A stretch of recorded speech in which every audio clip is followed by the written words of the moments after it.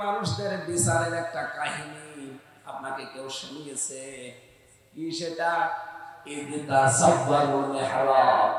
যখন তারা দেওয়াল ভেঙে, এরকম সামিয়ানা দেওয়া ছিল, এই সামিয়ানা দেওয়াল ভেঙে মেহরাবের ভেতরে যেখানে সুলাইমান এবং হযরতে দাউদ নবী এনারা যে ইবাদত করতো, ইবাদত খানায় তারা ঢুকে পড়েছিল।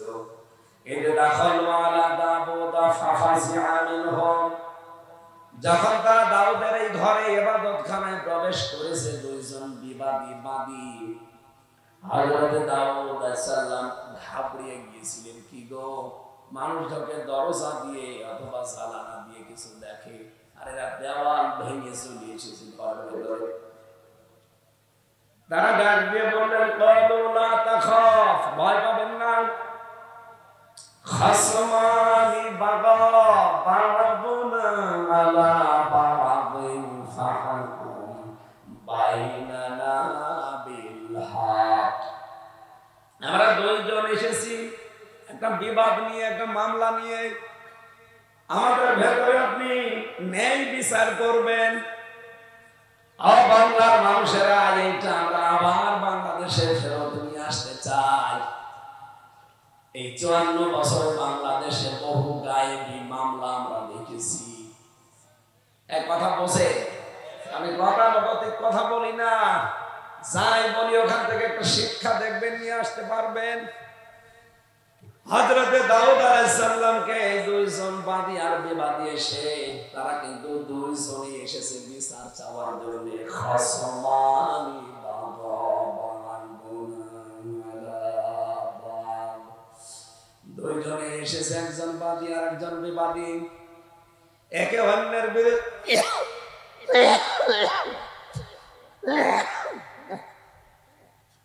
এই জন্যই তো আসতে চাচ্ছিলাম না, মাহফিল গুলো বন্ধ না। আর একজন চাচা হযরতে আব্বাস, তিনিও নবীর মিলাদে খুশি ছিলেন, জন্মে পক্ষান্তরে তিনি নবীর আদর্শেও খুশি ছিলেন। বিশ্বনবী মুহাম্মদ রাসূলুল্লাহ সাল্লাল্লাহু আলাইহি ওয়াসাল্লাম যেদিন বদরের ময়দানে 14 জন কাফেরকে বন্দী করেছিল, তাদেরকে বেঁধে রেখেছিল মসজিদে নববীর খুঁটির সাথে বন্দীশালা। নবীজি রাতের বেলা গেলেন, প্রায় 12টা-1টার দিকে, সে দেখেন সবাই বাধা আছে খুঁটির সাথে, কিন্তু তার চাচা হযরতে আব্বাস কাতরাচ্ছে। মানে তাকে এত টাইট করে বেঁধেছে, এমনিতেই তিনি ফর্সা ছিলেন। তার এই শরীরের মাংসগুলোর ভেতরে ওই খেজুর পাতা দিয়ে মোড়ানো ওই দড়ি রশি ঢুকে যাচ্ছে। বিশ্বনবী মুহাম্মদ রাসূলুল্লাহ চাচার কাছে গেলেন। চাচা ডাকবে বলে, ভাতিজা আমার এই বান্ধবটা একটু ঢিল করে দাও। নবীজি বললেন না, এখানে এখন 13 জন বন্দী আছে, আপনার বাঁধন যদি ঢিল করা লাগে এটা সবাইটা ঢিল করা লাগবে। এইরকম নেতা তো আমাদের দেশে এখন ভরি ভরি নাকি, শুধু দলীয় চিন্তা নিয়ে চলতো। বলেন তো, নিজে যখন দায়িত্বে আছে, নিজে দায়িত্বশীল একটা রাষ্ট্রের প্রধান, সেই লোকটা জানাচ্ছে যে না চাচা আপনার বাঁধন আমি ঢিল করতে পারি না, কারণ আপনার মতো এখন 13 জন বাধা আছে, আপনারটা ঢিল করলে ওদেরটাও ঢিল করা লাগবে। বাংলাদেশে একজন উপদেষ্টা তার দুঃসম্পর্কের এক শাশুড়িকে অসুস্থতার কারণ দেখিয়ে ভিআইপি হাসপাতালে রেখে দিয়েছে কেবিনে। তো আমরা বলছিলাম ডিবি অফিসে, আমাদের তো হাসপাতালে নিয়ে যান। এই জায়গায় হচ্ছে নবীর আদর্শের মানুষগুলো আর জেনারেল মানুষগুলোর পার্থক্য। আপনি বাস্তবে দেখবেন যারা নবীর আদর্শের মানুষ, সেই মানুষগুলোকে আপনি বম মারলে এরা আদর্শ থেকে চলবে না। এরা নয় আত্মীয় স্বজনের কথা, নয় দলীয় পরিচয়, নয় নিজের পরিচয়, গোষ্ঠীর পরিচয়, এগুলো কোনো পরিচয় নেই। পরিচয় হবে আল্লাহর কোরআন আর নবীর হাদিস দ্বারা। এর সাথে যদি মেলে ভালো, না মিললে না। আপনি আমার শাশুড়ি নাকি বউ ওঠা দেখার দরকার নেই।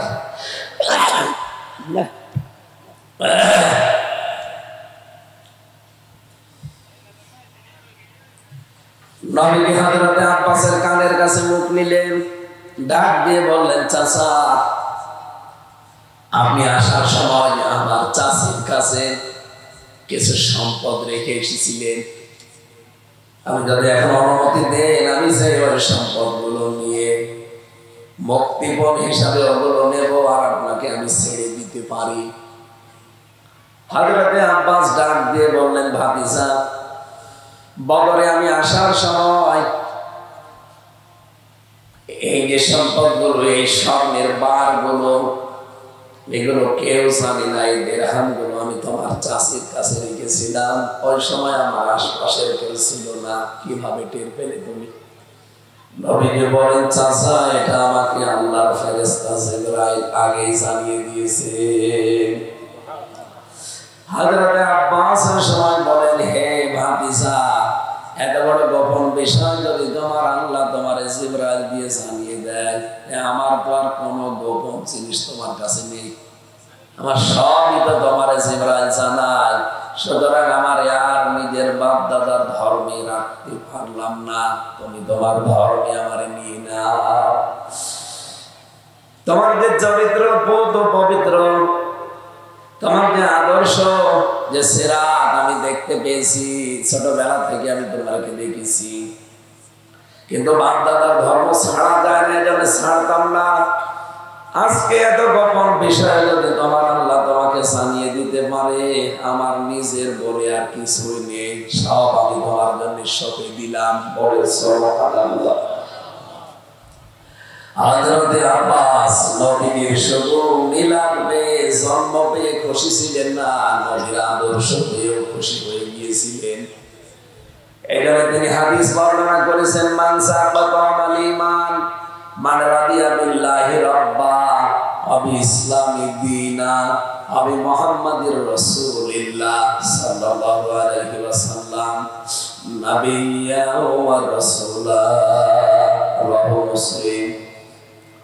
হযরত আব্বাস বলেন, যে ব্যক্তি আল্লাহকে রব পেয়ে, ইসলামকে জীবন ব্যবস্থা পেয়ে, আর আমি নবী মুহাম্মদ রাসূলুল্লাহ সাল্লাল্লাহু আলাইহি ওয়াসাল্লামকে নবী আর রাসূল পেয়ে খুশি হয়ে গেছে, আল্লাহ পাক তাকে ঈমানের একটা আলাদা স্বাদ দিয়ে দিয়েছে।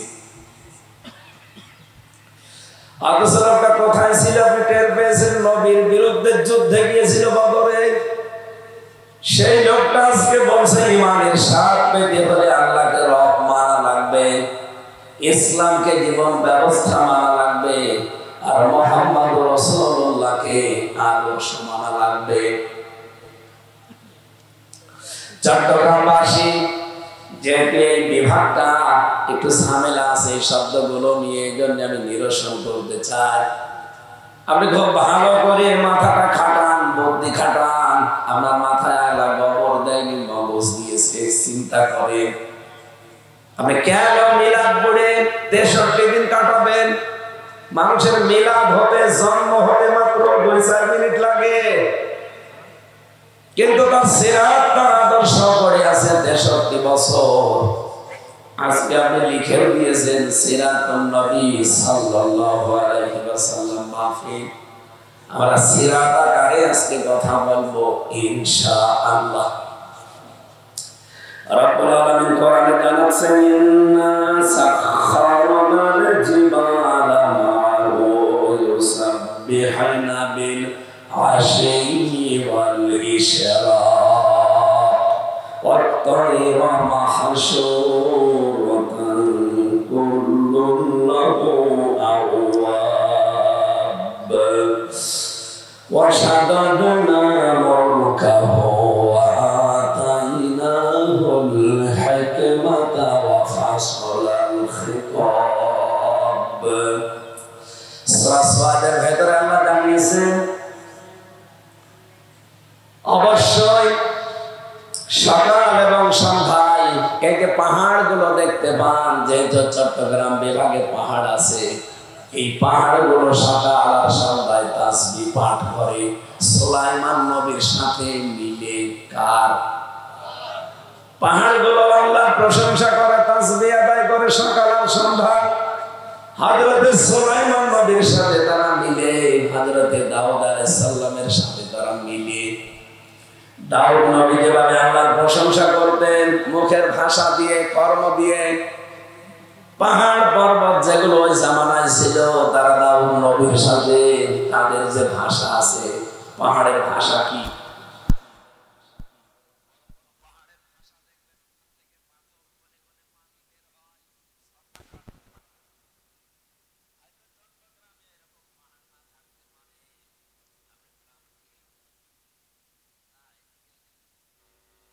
বাজারে যাবেন, বড় লেখা জড়ি, ওই সমস্ত জায়গায় আমি দেখেছি পাহাড়ের উপর থেকে ঝর্ণা ধারা পাথর পানি আসতেছে, এটা তার তাসবিহ। পাহাড়ের ছায়াটা পড়ে যায়, গাছগুলো এই যে বিকাল আসবে, সন্ধ্যার আগে দেখবেন লম্বা করে করে একেবারে ছায়া ফেলে দেবে, এটা তার তাসবিহ।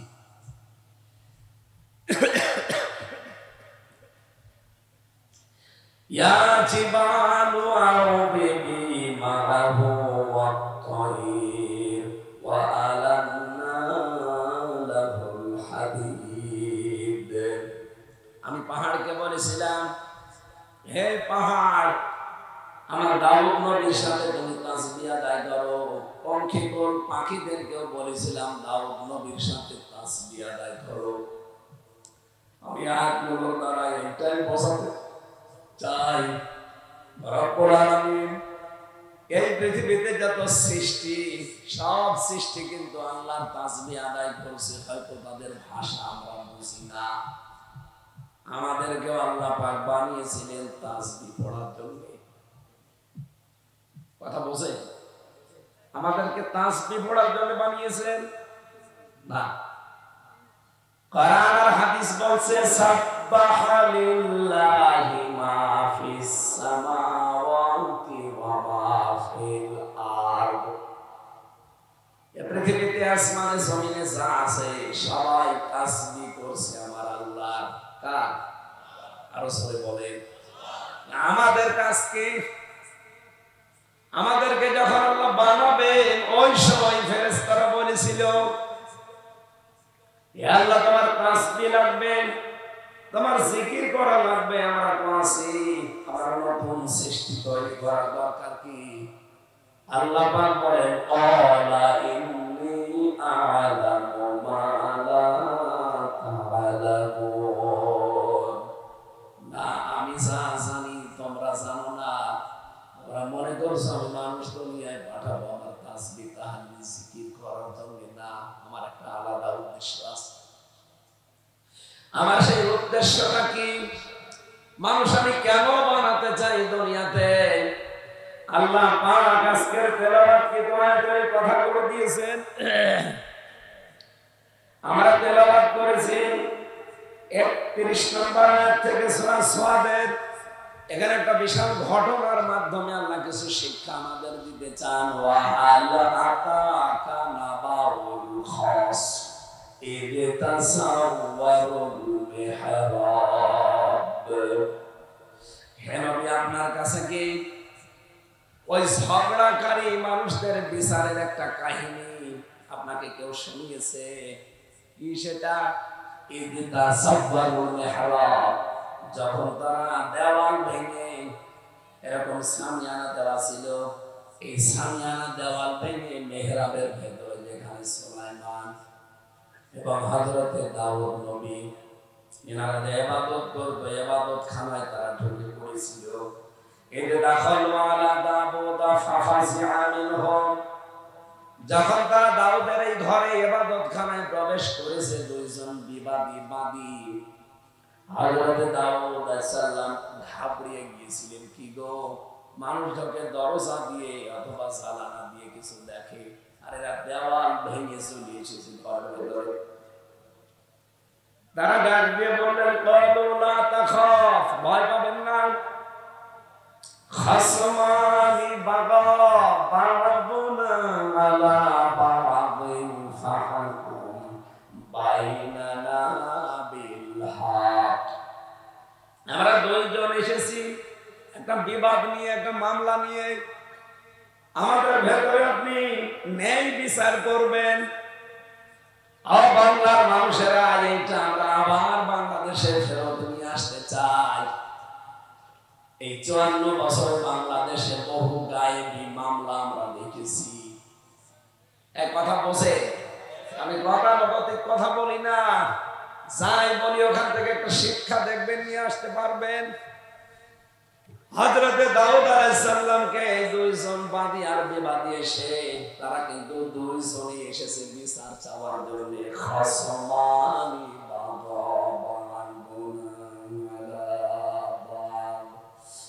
দুইজনে এসেছে, একজন বাদী আর একজন বিবাদী, একে অন্যের বিরুদ্ধে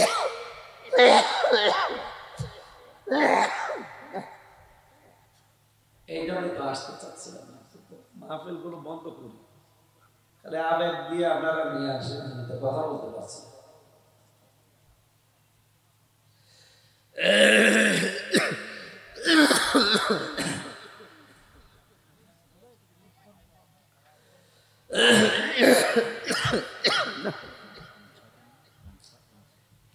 কিছু হবে না ভাই, পাওয়ার আলা ঔষধ খেয়ে আসলাম, কিছুই হচ্ছে না, রং চাই কি হবে। জেলখানা থেকে আসার পরে অনেক অসুস্থ, কারাগারে অনেক নির্যাতনের শিকার হচ্ছে। এটা খেয়ে হবে, কিছুই হবে না।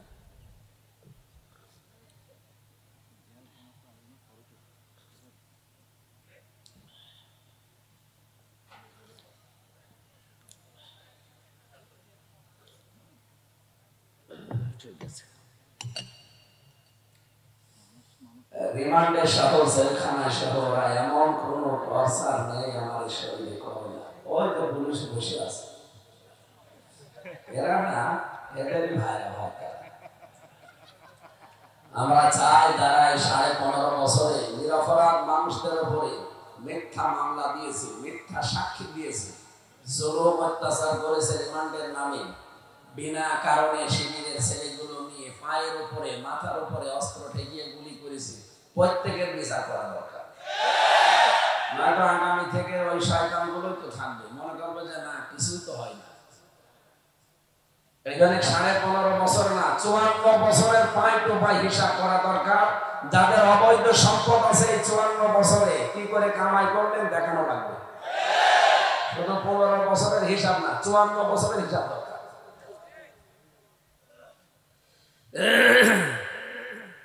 জীবনটা আমরা একেবারে শেষ করে দিয়েছিলাম, এখন স্বাভাবিক হতে তো সময় লাগছে। আমার হাসপাতালে থাকার কথা আমরা জোর করে করে এগুলো করে বলছিলাম, স্বাভাবিক হয়নি না, মরে যান দরকার, মরে গেলে আমাদের কথা শোনা।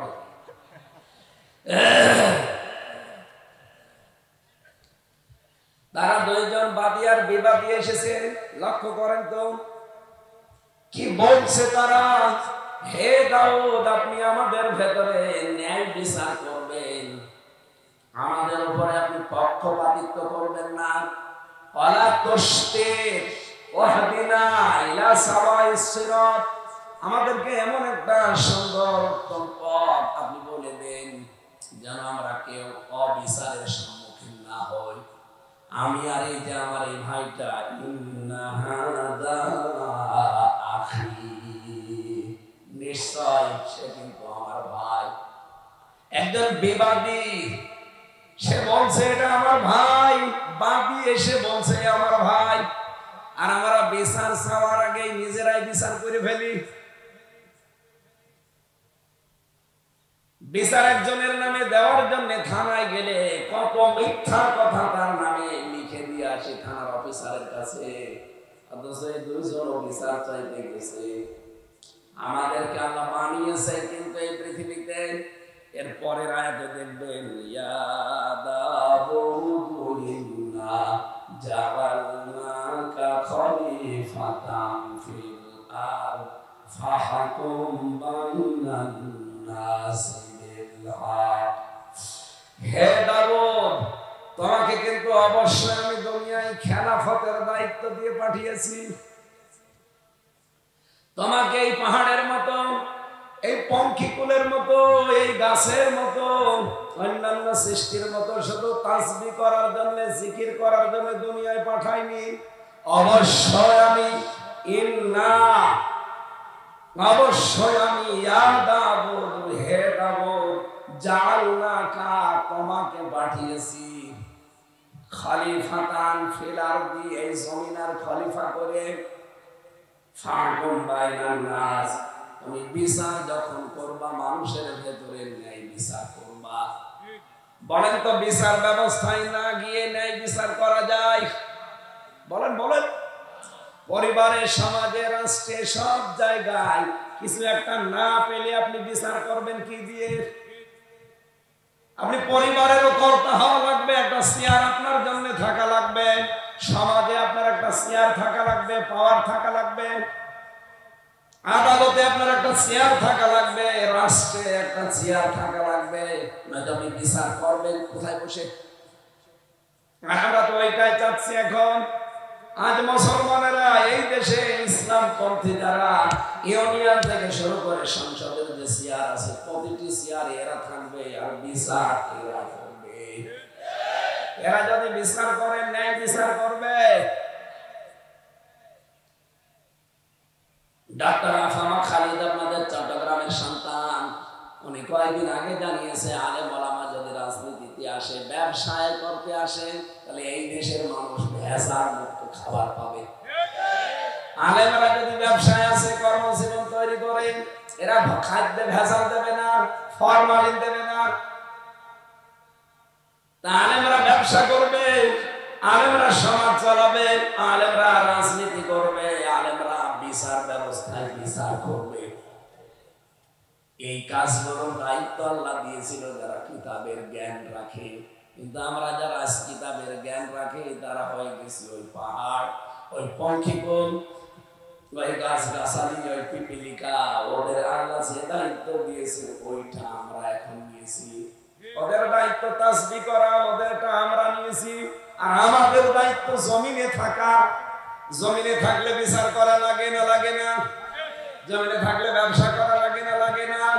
জমিনে থাকলে বিয়ে শাদী করা লাগে না লাগে না? এই জায়গাগুলোতে আমরা নেই। জালেমরা ফাঁকা পেয়েছে, এই জন্য 180 মাইল বেগে চালায়। আমার কথার অর্থ বুঝেছেন আপনারা? সুতরাং এই জমিনে আমাদের এখন থাকা লাগবে ন্যায় বিচারের স্বার্থে। ওই গায়েবী মামলা আর হবে না, যদিও এখনো চলছে, এটা বন্ধ করা দরকার। বাদী বিবাদী হবে ভাইয়ের মতো। দাউদ আলাইহিস সালামের জামানায় যে দুইজন বাদী আর বিবাদী এসেছে, তারা একজন আর একজনকে বলছে, আমরা যাই হই না কেন আমরা কিন্তু ভাই। সুলাইমান এবং দাউদ নবীর কাছে পরিচয় দিচ্ছে, ইন্না হাযা আখি, এটা আমার ভাই। অথচ আপন ভাই না, গ্রামের ভাই না, এলাকার ভাই হবে। তাফসীরে ইবনে কাসিরে আছে দুঃসম্পর্কের, গ্রামের সম্পর্কের একজন ভাই, যেমন মুসলমান ভাই ভাই। এই ভাইয়ের বিচার নিয়ে গেছেন, যে বলছে এটা আমার ভাই, ফাহাকুম, বিচার করবেন বাইনান নাসি বিল হক, আমাদের এই দুইজনের ভেতরে আপনি ন্যায় বিচার করবেন, ওয়ালা তুশতিত, অবিচার করবেন না। আজ বাংলার বিচার ব্যবস্থা যদি আমরা বাদী বিবাদী এভাবে নিয়ে যেতে পারতাম, এ দেশে কোনো অবিচারের সম্মুখীন কেউ হতো না। এমন এমন মিথ্যা কথা সাজিয়ে তার নামে মামলা দেওয়া হয়, শয়তান পর্যন্ত আশ্চর্য হয়ে যায়। এদের আমাদের দায়িত্ব কিন্তু জমিনে থাকা। হযরত দাউদ আলাইহিস সালামকে আল্লাহ বলেছিলেন, সাবধান, আলা তাত্তাবিউল হাওয়া, বিচার করতে যে যেন মন মতো বিচার করবা না। কি হবে তাহলে? ফায়ুদিল্লাকা আন সাবিলিল্লাহ, যারা নিজেরা খেয়াল খুশির অনুসরণ করে মন মতো বিচারের রায় দিয়ে দেয়, আল্লাহ তাদেরকে আল্লাহর রাস্তা থেকে দূরে সরিয়ে দেয়। এটা বাংলাদেশে 100 প্রমাণ। মন মতো যারাই রায় দিয়েছিল আল্লাহ তাদেরকে কত দূরে সরিয়ে দিয়েছে। এই কালামানিক মন মতো রায় দিত।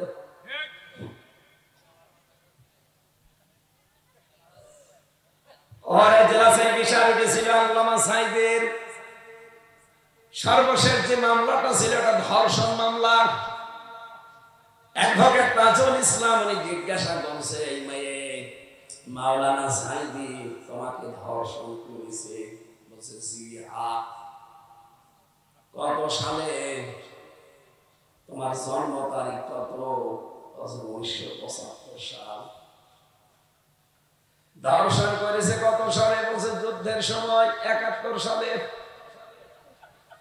অ্যাডভোকেট তাজুল ইসলাম বলছে মাননীয় আদালত এখানে একটু পয়েন্টটা নোট করেন।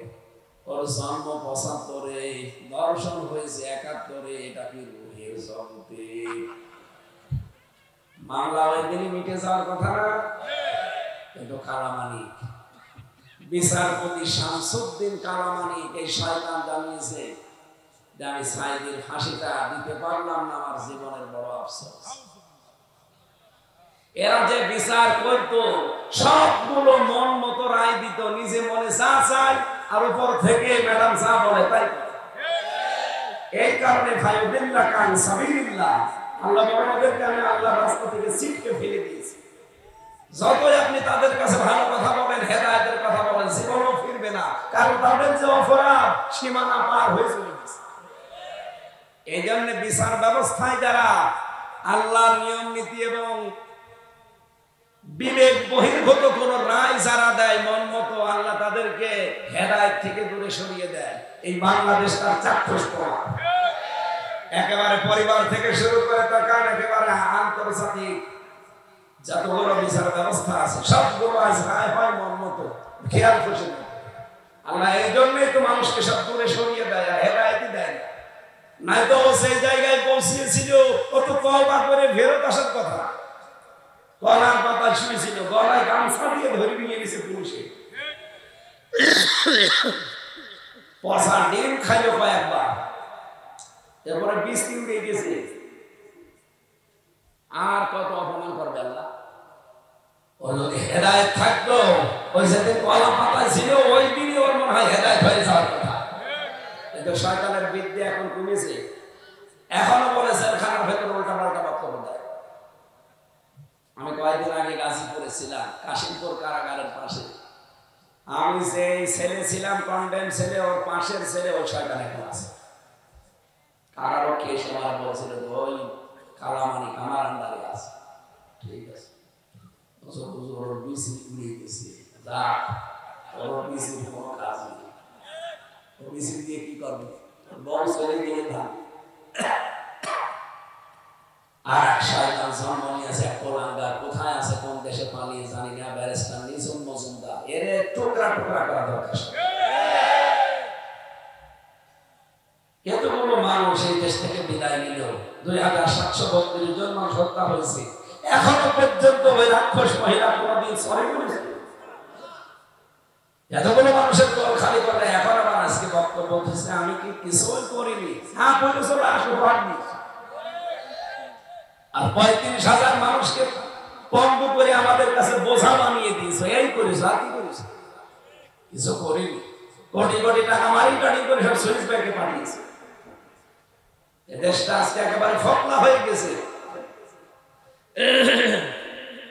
কিছু যে করবেন, জিনিসের দাম কমাবেন কি করে? টাকা আছে দেশে, সব তো পাচার করেছে। এই শেখ পরিবার একটা চোরের বংশ পুরাটা। আপনি দেখান একটা মানুষকে দেখান যে চুরি করেনি। পাবনার এই যে রূপপুরে পারমাণবিক বিদ্যুৎ কেন্দ্র, এখান থেকে হাজার হাজার হাজার হাজার কোটি টাকা মারিং কাটিং করে জমার ছোট বোন না, এখন সব প্রকাশ পাচ্ছে, সব প্রমাণ এখন বের করছে। বলেন এতদিন বের করবে কি করে? এতদিন মুখ খোলার সাহস ছিল কেন? এই পুলিশকে আপনি এখন জিজ্ঞাসা করেন, সব সত্য কথা বলবে, কিন্তু 15 বছর ওরা বলতে পেরেছে। আমি পেরেছি, বলবো কি করে? বললেই তো যে গুম করে দিত। ধানমন্ডির এই বাসা ভাঙতে গিয়ে এখন দেখা যাচ্ছে ওর নিচে 6 তালা ছোট ছোট ঘর পাওয়া যাচ্ছে, তার মানে আয়না ঘর। এই আন্দোলন যদি সফল না হতো, কত মানুষকে যে ওখানে নিয়ে গুম করে রাখতো আল্লাহ জানে। আর ওই সাধারণ এমন জায়গায় পৌঁছেছিল আল্লাহ নিজে আর সহ্য করতে পারে না, একেবারে খট করে ধরেছে। আল্লাহ বলেন আমি আকস্মিক ভাবে বলেছি। হতাশ হয়ে গেছে। এখন আবার নতুন নতুন কর্মসূচি দেওয়ার পায়তারা করছে। এই ফেব্রুয়ারির 10 তারিখ, 11 তারিখ, 12 তারিখ এক শয়তান যদি রাস্তায় নামে পিটিয়ে বের ফেলবে। বহু লাশ উপহার দিয়েছে। বিচার ব্যবস্থাকে পুরাটা একেবারে মন মতো রায় দিয়ে খেয়াল খুশি মতো ধ্বংস করে ফেলেছে। এই জন্য আমরা মানুষকে হেদায়েত দিতে চাই না। কোরআনের বক্তব্য কি ছিল? ওয়ালা তাত্তাবিউল হাওয়া ফায়ুদিল্লাকা আন সাবিলিল্লাহ। যে যতটুকু ক্ষমতা আছে, পাওয়ার আছে, ওই জায়গায় থেকে যদি ন্যায় বিচার না করে, এই যে থানাতে পুলিশ মানুষ ধরে নিয়ে যায়, যে আপনি যদি সঠিক বিচার আপনার যতটুকু আয়ত্তে আছে যদি না করে মন মতো খেয়াল খুশি মতো অবিচার করেন কারো উপরে, কারো কাছ থেকে অন্যায় ভাবে টাকা পয়সা খাওয়ার জন্য যদি অবিচার করেন, আপনি হেদায়েত থেকে বঞ্চিত হয়ে যাবেন। জীবনও আর নামাজ পড়ে রোজা রেখে আপনি ভালো পথে রাখতে পারবেন না, কারণ আপনাকে আল্লাহ হেদায়েত থেকে ছিটকে ফেলে দেবে।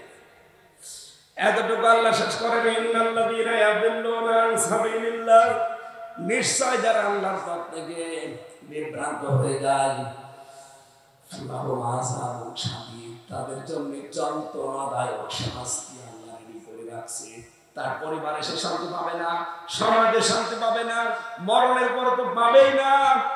কেন? বিমা নাসু ইয়াউমাল হিসাব, সে কিয়ামতের দিন যে হিসাব আর একটা আছে সেটা ভুলে গেছে। তাছাড়া বিচার ব্যবস্থায় যারা বসে, সিএমএম কোর্ট, জজ court, high court, supreme court, যারা বিচার ব্যবস্থায় আছে, এই মানুষগুলো যদি আরেকটা বিচার হবে এই দিনে, এই চিন্তা করে রায় দিত, কোন মানুষ এই দেশে অবিচার দিত না। সিরাত শুনতে আসি আমরা। সিরাত মানে জীবন বৃত্তান্ত, সেটা রাসূলের হোক অন্য নবীর হোক। আমি দাউদ নবী, সুলাইমান নবীর জীবন কাহিনী নিয়ে এসেছি এই জন্যে আজ বাংলাদেশে আমাদের বিচার ব্যবস্থা সঠিকভাবে তৈরি করা দরকার। প্রশাসন থেকে শুরু করে আমাদের সাধারণ মানুষ যারা আমরা ভাই ভাই, এই লোকটা বলছে না ইন্না হাদা আখি, সুলাইমান বা দাউদ নবী বিচার করবেন, কিন্তু এটা কিন্তু আমার ভাই, আমরা বাদী বিবাদী ঠিক আছে, কিন্তু আমরা ভাই। আপনি আমাদের ভেতরে ন্যায় বিচার করবেন, অবিচার করতে যাবেন না। আমাদের সঠিক কথা একটু বলে দিন। আজ বাংলাদেশে এই নিয়মটা চালু করতে পারলে দেশটা একটা জান্নাত হয়ে যেত। পুরোটা জায়গা, কোর্ট কাছারি, থানা, অফিস, আদালত, এখন যান এই জায়গাগুলো এখন জাহান্নামের চাইতে খারাপ হয়ে গেছে। আগস্টের 5 তারিখের আগে তো ছিল মামলা হামলা কেস কাম সব মিথ্যা, এরপরে অনেকে বসে নেই। 5 তারিখের পরেও এখন দেখছে অনেকে গায়েবে মামলা খাচ্ছে না। অপরাধ যারা করেছে এবং অপরাধের সহযোগী যারা, এই মানুষগুলো যদি সঠিকভাবে তদন্ত করে পান, আপনি শাস্তি দিন, কোনো অসুবিধা নেই। কিন্তু নিরপরাধ কোনো মানুষের উপর যেন জুলুম হয়ে না যায়, কারণ আপনি আবার শেষে জালেমের কাতারে পড়ে যাবেন। ইত্তাকি দাওয়াতাল মাজলুম ফাইন্নাহা লাযা বাইনাহু ওয়া বাইনাল্লাহি হিজাব। আল্লাহর নবী জানিয়েছেন তোমরা মাজলুমের বরদুয়া থেকে বেঁচে থাকবা, কারণ মাজলুমের বরদুয়া আর আল্লাহর ভেতরে কোনো হিজাব পর্দা থাকে না। সুতরাং আমাদের উচিত হবে আমরা শুধু ওই পাহাড়ের মতো, পঙ্খিকুলের মতো, গাছপালার মতো, পিপিলিকার মতো শুধু জিকির করা, তাসবিহ করা আমাদের কাজ না। শুধু নবীর জন্ম বৃত্তান্ত মিলাদ পালন করা আমাদের কাজ না। আমাদের কাজ হচ্ছে নবীর এই 63 বছর পুরাটা মেনে জীবন চালানো এই জমিনে। কোথায়? খলিফাতান ফিল আরদ, তোমাকে আমি পাঠিয়েছি জমিনের খলিফা করে। ওই খানকার খলিফা হওয়ার দরকার নেই। দরবারে জাহাঙ্গীরিয়া খুলে বসে আছে চট্টগ্রামে, ওখানে গেলে নাকি খলিফা বানিয়ে দেয় মানুষকে। এটা নির্ভেজাল টাটকা একটা শয়তান। আর চট্টগ্রাম বিভাগের মানুষ কি হালকা তার কাটা আপনাদের? কোন কারণে এই শয়তানগুলো বসে বসে এরকম ভণ্ডামি করে আর মেনে নেন? পিটিয়ে সোজা করতে পারেন না। ন্যূনতম একটু জ্ঞান থাকলে তো বোঝা যায় যে শয়তানি করছে। ইসলাম নিয়ে বাতলামি আরম্ভ করেছে শয়তান। বানানো নিয়ম নীতি মানায়, জিকির করে, আর মানুষকে শিরক আর বেদাতের দিকে নিয়ে যায়। কবরে গিয়ে হাত তোলে, বাবা এই যে আল্লাহর ওলি নিয়ে এসেছি, তুমি একটু কলম করে দাও। এত রকমের ভণ্ডামি জানার পরও মানুষ ওখানে যায়। আমাদের বিবেক নেই। 50টা বছর আল্লামা সাঈদী আপনাদের তো সারাটা জীবনে চট্টগ্রামে কাটিয়েছে। এত শিরকের বিরুদ্ধে, কুফরের বিরুদ্ধে, বেদাতের বিরুদ্ধে, ভণ্ডামির বিরুদ্ধে, মাজারের বিরুদ্ধে, কবরের বিরুদ্ধে বলতো কি কি কি শুনেছেন আপনারা? 50টা বছর সে সঙ্গে মরেই গেল। প্যারেড ময়দানে এখন আবার আমরা আরম্ভ করেছি, তারপরও আপনাদের হুঁশ আসে না। কিসের দরবার? দরবারের কোন খলিফা নেই দেশে। পৃথিবীতে খলিফা হবে জমিনে। খলিফা বানিয়েছে দরবারের, মাজারের, অমক মাইজ ভান্ডারী দরবারের খলিফা। নাক মুখ খুলে ফেলা দরকার। এই দরবারে জাহাঙ্গীরিয়া কত দূর এখান থেকে? এত কিছু ভাঙছে, ওই শয়তান ভাঙা যায় না। পোড়াটা একেবারে মাটির সাথে মিশকে ফেলবে। এই শিরক আর বেদাতের কারণে আল্লাহর রহমত এই দেশ থেকে আস্তে আস্তে উঠে যায়। চট্টগ্রাম দিয়ে ইসলাম এসেছিল, অথচ এই এলাকাতে ইসলামের 12টা বাজাতে শয়তানগুলো উঠে পড়ে দিয়েছে। আগামীতে কোন শিরক আর বেদাত যেন চট্টগ্রামে না চলে, সে যেই হোক। আমরা খলিফা হব দরবারে, কোথাকার? জমিনের। আরো জোরে বলেন। এই জমিনে খলিফার দায়িত্ব পালন করতে হলে আপনাকে পুলিশ হওয়া লাগবে। কি পুলিশ লাগবে না? আপনাকে ডাক্তার হওয়া লাগবে। কি আপনাকে ইঞ্জিনিয়ার হওয়া লাগবে? আপনাকে জজ হওয়া লাগবে, ডিসি হওয়া লাগবে, এসপি হওয়া লাগবে। এই জায়গাগুলো চালাবে কে? খলিফা না হলে এগুলো চালাবে কে? জমিনের খলিফা আমরা। এখানে থাকলে ন্যায় বিচার সামনে কায়েম করা যাবে। আর এইটার জন্য বাংলাদেশ মুখিয়ে আছে যে আমাকে কিছু ন্যায় পরায়ণ মানুষদের, শুনলেন না 300 এমপি দেশের সামনে এখন দরকার। 151 জন এমপি যদি বাংলাদেশের তৈরি হয়, আর এরা যদি কোরআন শরীফ বুকে নিয়ে যেতে পারে 151 জন মাত্র, এই দেশে আর নামাজের ওয়াজ, রোজার ওয়াজ করা লাগবে না, এমনি নামাজ পড়বে। 151 জন চলে যে যাই বলবে মাননীয় স্পিকার আমরা নামাজের দিন চাই, হাত তোলেন। 300 জনের ভেতরে যদি 151 জন হাত তুলতে পারে, ওই দিনই ওই বিধানটা কায়েম হয়ে যাবে। কিয়ামত পর্যন্ত নামাজের ওয়াজ করা লাগবে। যখন 18 কোটি মানুষ নামাজ পড়বে, আপনি ওই একটা ভোট দেওয়ার কারণে 18 কোটি মানুষের নামাজের সওয়াব পাবেন। দাউদ আলাইহিস সালামের জীবন থেকে, তার ওই বাদী বিবাদীর থেকে আমরা যদি জনগণ এই শিক্ষাটা নিতে পারি যে না, সেই হোক, বাদী হোক আর বিবাদী হোক, আমরা ভাইয়ের মতো আচরণ করব। অন্যায় ভাবে কারো উপরে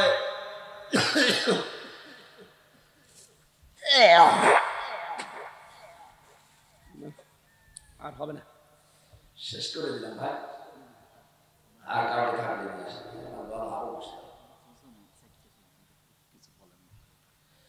কথা তো বলতে চাই, কথা বলতে গেলে তো সমস্যা হচ্ছে ভাই।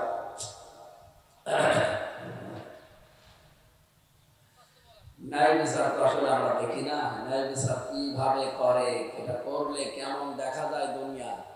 এই আয়াতের তাফসীরে ইয়া দাউদ ইন্না জাআলনাকা খলিফাতান ফিল আরদ ফাহকুম বাইনান নাসি বিল হক।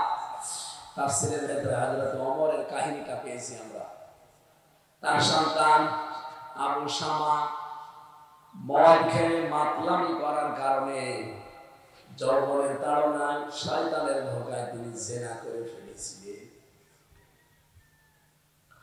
মুরব্বী মহিলা তার যুবতী বেটার বউকে বা নিজের মেয়েকে নিয়ে এসে ডাক দিয়ে বলে, খলিফা একটা বিচার আছে আপনার ছেলের বিরুদ্ধে, ধর্ষণ করেছে আমার এই মেয়েকে। হযরত ওমর বাড়িতে গেলেন, ডাক দিয়ে বললেন, সন্তান তোমার বিরুদ্ধে একটা বিচার এসেছে, সত্যি করে বলো তো এটা কেমন কি?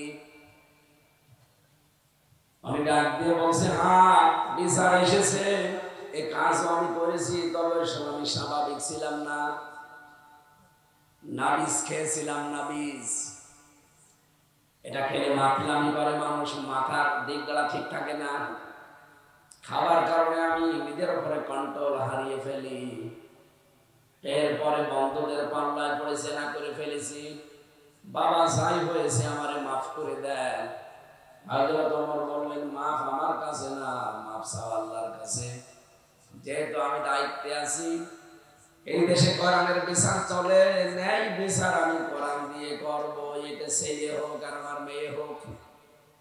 কথাটা শোনার পরে স্ত্রী এসে বলে, খলিফা ছেলেটা যখন ভুল স্বীকার করছে, গরিব মানুষের মেয়ে তো, অর্থ সম্পদ কিছু দিয়ে বিদায় দিয়ে দেন। হযরত ওমর খলিফা তিনি রাগে লাল হয়ে গেলেন, ডাক দিয়ে বলে, কথা বলবা না, তোমার চাইতে সন্তান আমি ভালোবাসি কম না, কিন্তু আমি হাত পা বাঁধা, আমার সামনে আল্লাহর বিধান।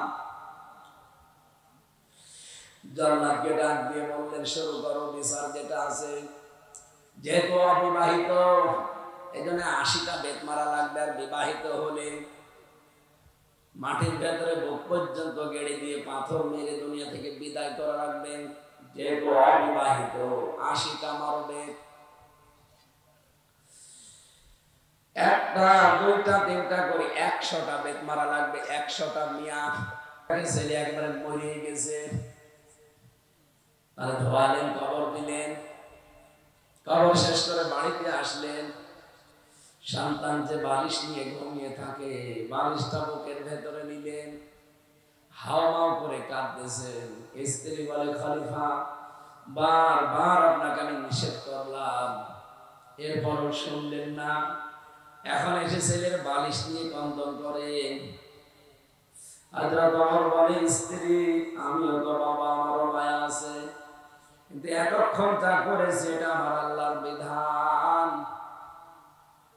যে বিচার দুনিয়ায় করে দিলাম, কিয়ামতের দিন এই বিচার ডবল করে আমার আল্লাহ আর করবে না। কিয়ামতে আমার সন্তান যদি জান্নাত পায়, আল্লাহ যদি আমারে দেয়, দুই বাপ বেটা একসাথে যেতে পারবো।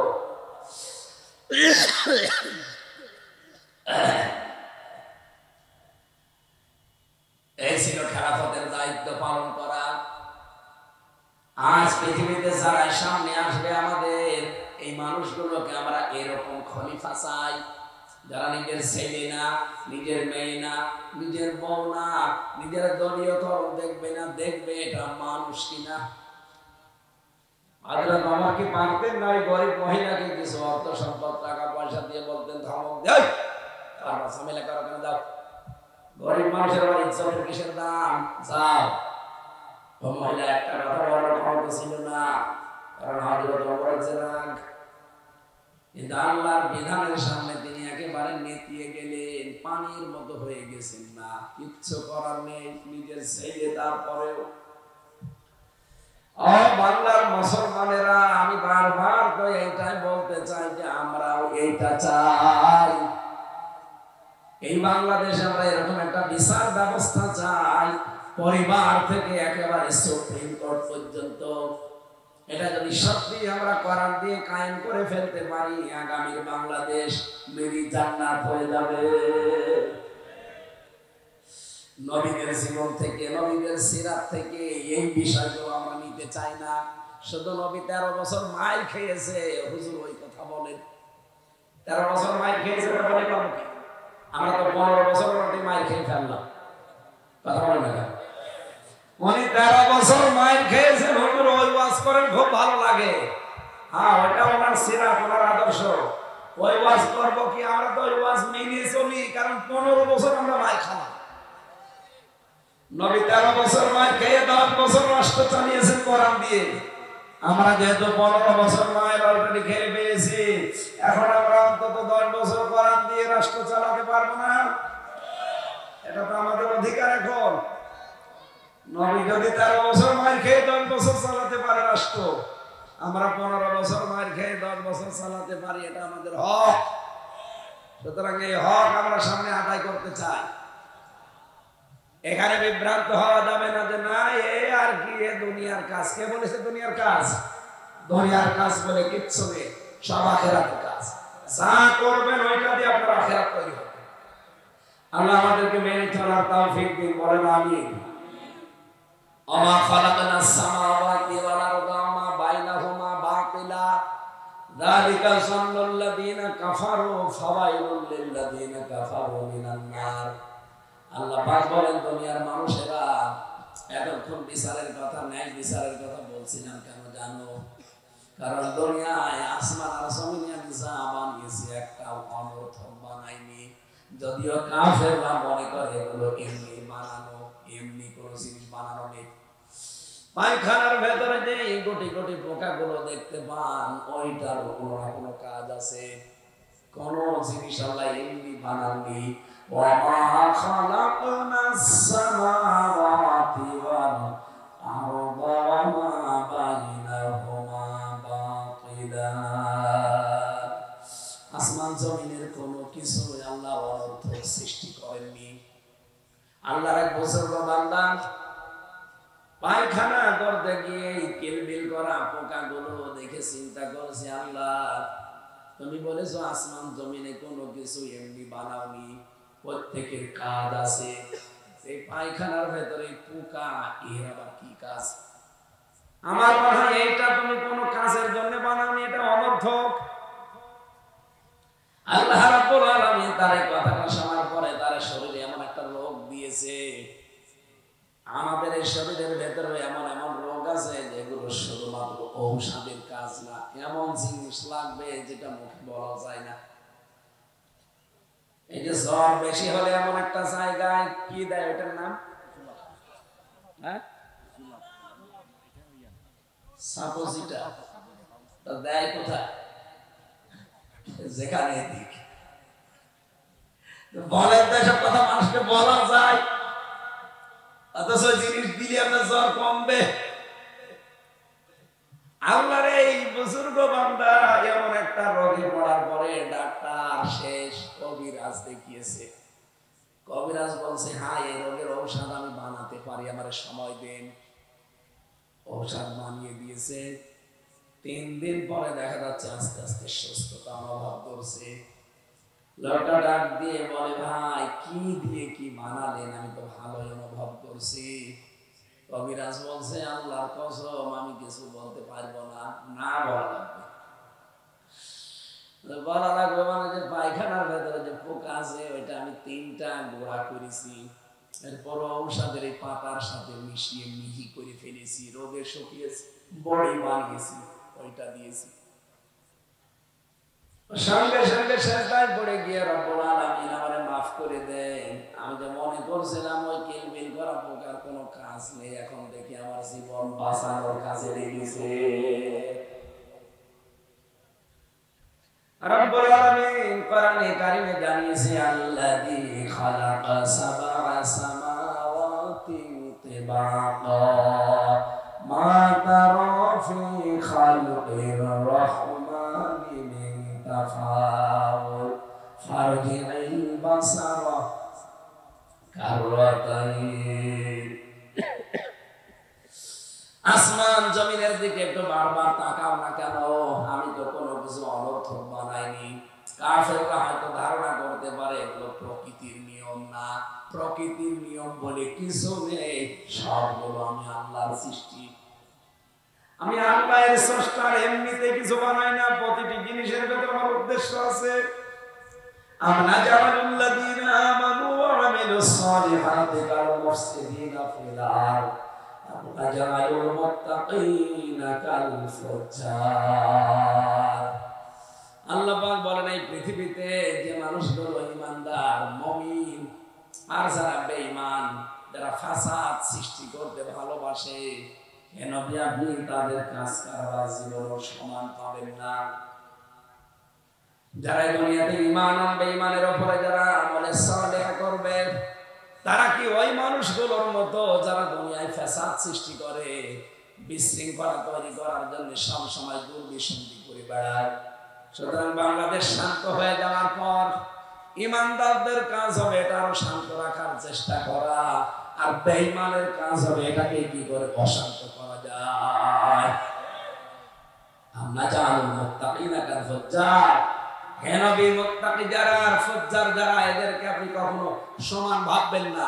সুতরাং এই দেশে আমরা যারা ঈমানের দাবি করে, আমাদের কাজ কাফেরদের কাজের সাথে জীবনও মিলবে না। আমাদের কাজ হবে কি করে শান্ত রাখা যায়, আর ওদের কাজ হবে কি করে বিশৃঙ্খলা তৈরি করা যায়। এদের খুব সতর্ক। সামনে কিন্তু বিশেষ করে এই যে আজকে হচ্ছে 7 তারিখ, এই 12 তারিখের পর থেকে উগ্রপন্থী হিন্দুদের একটা গোপন প্রতিবেদন বের হয়েছে, আপনারা জানেন না অনেকে। সামনে এই বাংলাদেশের চট্টগ্রাম বিভাগের বিশেষ করে 3টা জেলা বান্দরবান, খাগড়াছড়ি, রাঙ্গামাটি, ওরা এখানে কিছু উগ্রপন্থী আছে, তাদেরকে ম্যানেজ করে টাকা পয়সা দিয়ে এই দেশে যারা কথিত এই স্বৈরাচার ফ্যাসিস্ট, এদের তো টাকা পয়সা বাকি নেই, আছে। এই টাকাগুলো দিয়ে এরা দেশের কিছু আলেমকে চেষ্টা করেছিল এদেশকে অস্থিতিশীল করার, কিন্তু পারে না। 3-4 দিন আগের কথা জানেন, সিলেটের জৈন্তাপুর, ওখানে 3 কোটি টাকা যারা পালিয়েছে তাদের তো টাকা তো পালায়নি, কিছু টাকা তো আছে। 3 কোটি টাকা কিছু আলেম নামে সালেমকে দিয়ে বলেছে এই দেশে ইসলামের যে গণজাগরণ চলছে এটা কি করে ফাটল ধরা যায়, চেষ্টা কর। আমরা তো বিভিন্ন কায়দায় চেষ্টা করলাম, কিছুই পেলাম না। তোমরা এক কাজ করো, এই টাকাগুলো নাও আর এখন ফতোয়া বের করো, কারণ এই দেশের মানুষ এখন আর 71, 47 কিছুই খেতে চায় না। নতুন করে একটা কিছু তৈরি করো। ওরা তৈরি করেছিল জামাত ইসলাম, এগুলো যুদ্ধ অপরাধী, এদের আকীদা ঠিক নেই, এদের সাথে যারা থাকবে তারা মুসলমান না, এই শুরু করেছিল কয়দিন। পুলিশ একটাকে ধরে এমন পিটানো পিটিয়েছে, বলছে আমরা পিটাবেন না, সব সত্যি কথা বলে দিচ্ছি। কি 3 কোটি টাকা দিয়েছিল আমাদের যে এই কাজ করার জন্য, যে টাকাগুলো হালাল করা লাগবে না, এই কারণে আমরা আরম্ভ করেছি। ওর একদিন পরে বরিশাল ছিলাম আমি, বরিশালের ঘটনা, ওখানে তো 3 কোটি দিয়েছে শয়তানরা, ওখানে দিয়েছে 5 কোটি। ওখানে 12 জনকে মিলে 5 কোটি টাকা দিয়ে বলেছে তোরা এর বিরুদ্ধে আরম্ভ কর, কারণ এখন হেফাজত ইসলাম, জামাত ইসলাম, চরমনাই, এরপরে আরো ইসলামী দল প্রায় 12টা মিলে একটা জোট হয়ে তারা জানাচ্ছে যে সামনে আমরা একটা বাক্স দেব, ইসলামের বাক্স। এই জন্য সালেম আর মুনাফিকদের মাথা খারাপ হয়ে গেছে, তারা চিন্তা করছে হবে না। সত্যি যদি এরা 12টা দল এক হয়ে যায় তাহলে ছোটখাটো আর কোন দল এদেশে থাকে না ইসলামের, সব যেহেতু এক হয়ে যাচ্ছে। আর সর্বময় পীরও ঘোষণা দিয়েছে আমরা সামনে ইসলামের বাক্স দেব একটা একটা করে, যে যেখানে যাবে ইসলামপন্থী একজন, এরকম ইসলামের বাক্স একটা, আর বাইরের বাক্স যত থাকে থাক, এদেশে ইসলামের সাথে